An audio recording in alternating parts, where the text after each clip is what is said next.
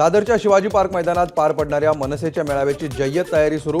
उद्या पाडव्यानिमित्त होणाऱ्या मेळाव्यातून राज ठाकरे कोणती भूमिका मांडणार याकडे लक्ष।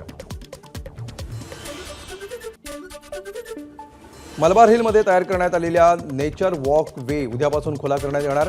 नेचर वॉक वेवर चालताना मलबार हिलमध्ये असलेल्या जंगलातील विविध वनस्पती पाहता येणार। मात्र यासाठी भारतीयांना 25 रुपये तर विदेशी पर्यटकांना 100 रुपये मोजावे लागणार।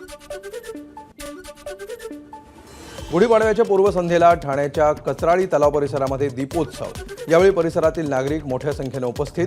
दीपोत्सवामुळे कचराळी तलाव परिसरामध्ये दीपमाळांनी उजळून निघाला। गुढीपाडव्याच्या निमित्तानं मी मुलुंडकर प्रतिष्ठान आयोजित नववर्षाच्या स्वागतासाठी साकारली महारांगोळी पाहण्यासाठी अनेकांची गर्दी। नाशिकच्या गोदा घाटावर नववर्षाच्या स्वागतासाठी 20,000 फुटांची महाकाय रांगोळी। 100 महिलांनी एकत्र येत काढलेल्या रांगोळीतून अहिल्यादेवी होळकर यांना 300व्या जयंतीनिमित्त करण्यात आलं अभिवादन। ठाण्यातील इंदिरानगरमध्ये मुस्लिम बांधवांकडून इफ्तार पार्टीचं आयोजन। उपमुख्यमंत्री एकनाथ शिंदेंची इफ्तार पार्टीला उपस्थिती। शिंदेंना भेटण्यासाठी मुस्लिम बांधवांची गर्दी।